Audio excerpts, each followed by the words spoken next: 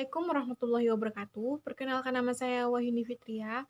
Baiklah, di kesempatan kali ini saya akan menjelaskan materi mengenai uji asumsi klasik.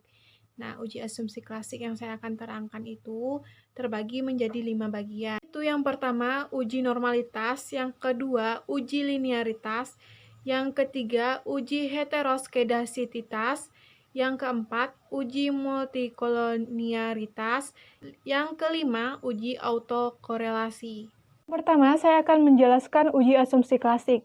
Uji asumsi klasik adalah analisis yang dilakukan untuk menilai apakah di dalam suatu model regresi linear ordinary least squared atau OLS terdapat masalah-masalah asumsi klasik.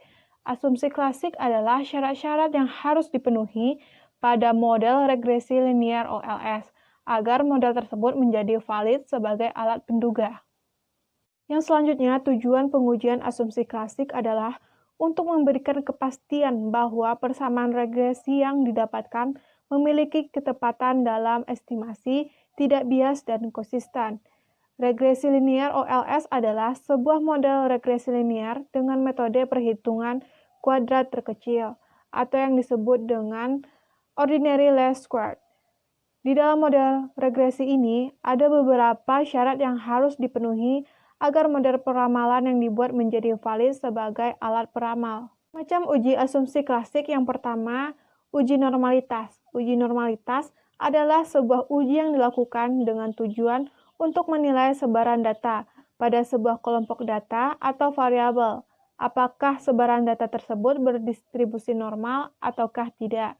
Adapun uji normalitas yang dapat digunakan diantaranya, yang pertama uji grafik, yang kedua chi-square, yang ketiga Kolmogorov-Smirnov, yang keempat Lilliefors, yang kelima Shapiro-Wilk.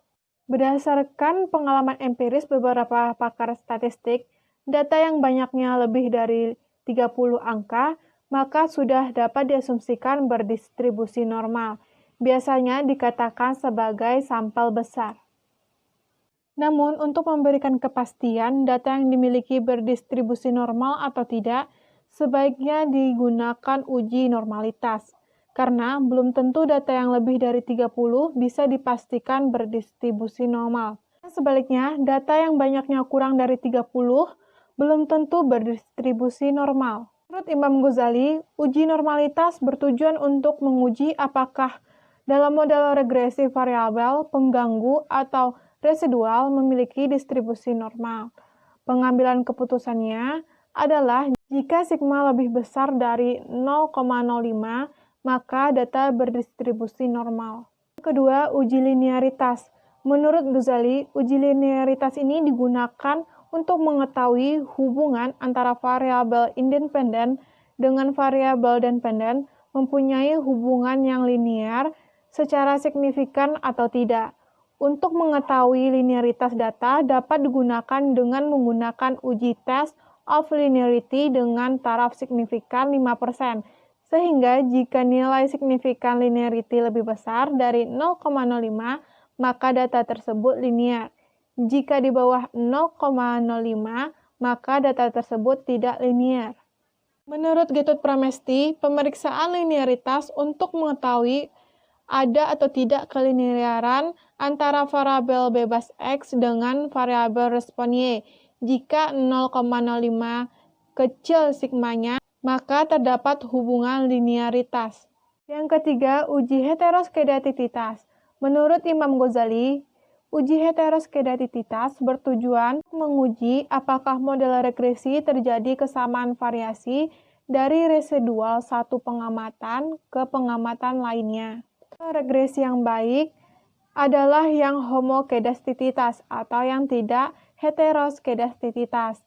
Untuk melakukan uji heteroskedasisitas dilakukan dengan menggunakan uji Park. Tidak terdapatnya heteroskedasisitas apabila yang pertama, penyebaran titik-titik data sebaiknya tidak berpola.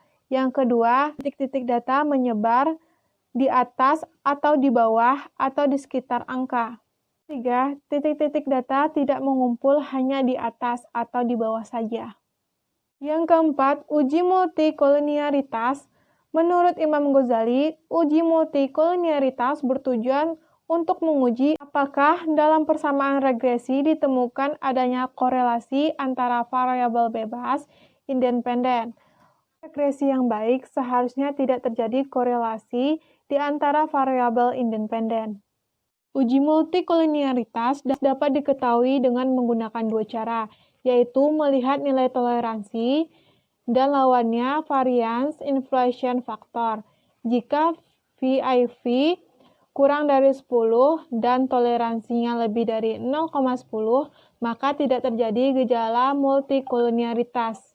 Yang kelima, uji autokolerasi. Menurut Imam Ghazali, uji autokolerasi bertujuan untuk mengetahui apakah dalam model regresi linear ada kolerasi antara kesalahan pengganggu pada periode T1 sebelumnya. Salah satu metode untuk menguji autokolerasi ini adalah metode Durbin-Watson. Pengambilan keputusan pada pengujian Durbin-Watson adalah sebagai berikut. Yang pertama, angka DW di bawah min 2 berarti ada autokolerasi positif, sedangkan angka DW di antara min 2 sampai plus 2 berarti tidak ada autokolerasi. Yang kedua, angka DW di atas plus 2 berarti ada autokolerasi negatif. Sekian materi yang dapat saya sampaikan. Saya sudahi dengan wassalamualaikum warahmatullahi wabarakatuh.